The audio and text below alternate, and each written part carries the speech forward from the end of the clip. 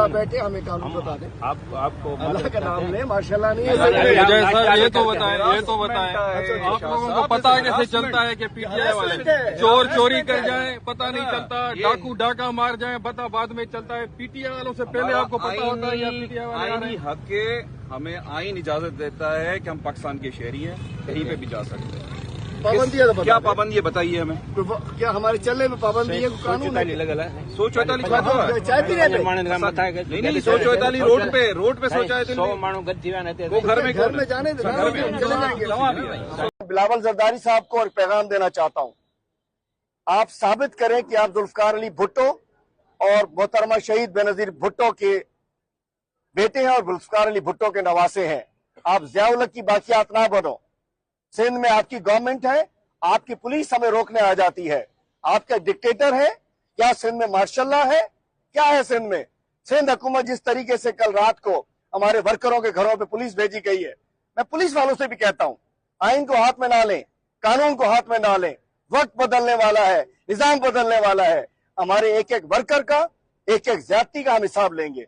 बिलावल जरदारी साहब वो काम करें कि अपने आप को लोग सियासी पार्टी समझ सके।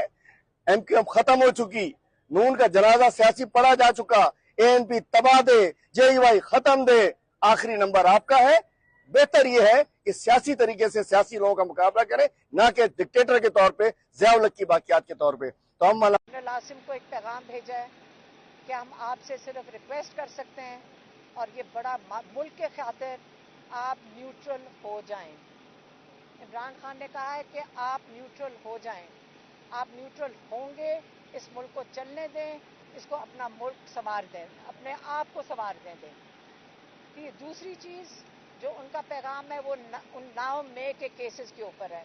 उन्होंने कहा सीधी सी बात है, इसमें इस केस में कुछ भी नहीं है, आपने सिर्फ ये काम करना है कि 9 मई की जितनी सीसीटीवी फुटेज है वो निकालें, केस चलाएं, उसके अंदर आपको सारा नज़र आ जाएगा कि कौन जिम्मेदार थे उसके।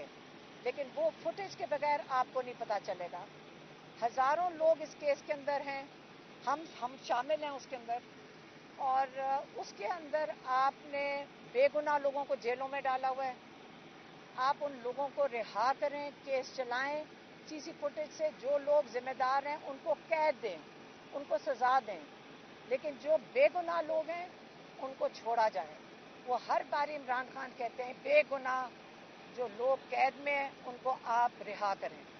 ये इमरान का आज पैगाम था कि केस चलाएं, और एक जनरल आसिम मुनीर को पैगाम है कि आप न्यूट्रल हो जाएं।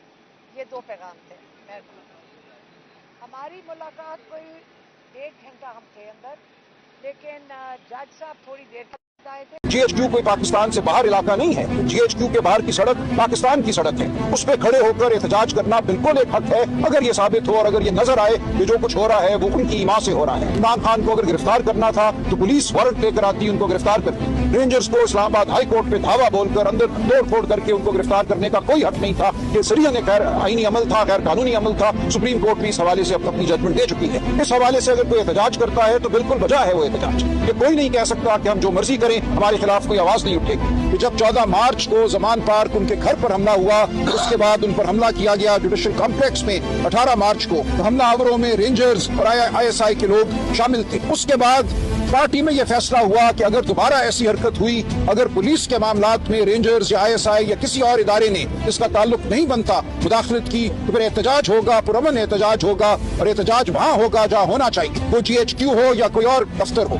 एहतजाज होगा लेकिन किसी गमले को, किसी पत्ते को भी नुकसान नहीं पहुंचाया जाएगा। ये एक मुतफिका राय थी, लेकिन तोड़ फोड़, आतिशजनी, बिल्कुल इसका हमसे कोई ताल्लुक नहीं है, ना इसकी कोई हिदायत थी, ना इसका कोई मंसूबा था। इसलिए हम कहते हैं कि इसकी शफाफ तहकीकात कराई जाए, किन लोगों ने ये काम किया, उनको आप ढूंढिए, उनको पकड़िए, सीसीटीवी फुटेज कहाँ है, उनको सजा दीजिए। लेकिन पूरी पार्टी पे हमला करना, 10,000 लोगों को मारना पीटना, उनकी रोजगार आपने खत्म की। रोज मेरे पास लोग आते हैं मेरे हल्के से। अब पाकिस्तान को साथ लेकर चलने का वक्त है। आप पाकिस्तान पर काबिज नहीं रह सकते। बर्बरियत के जरिए, जोर के जरिए, घमंड के जरिए ये मुल्क नहीं चल सकता।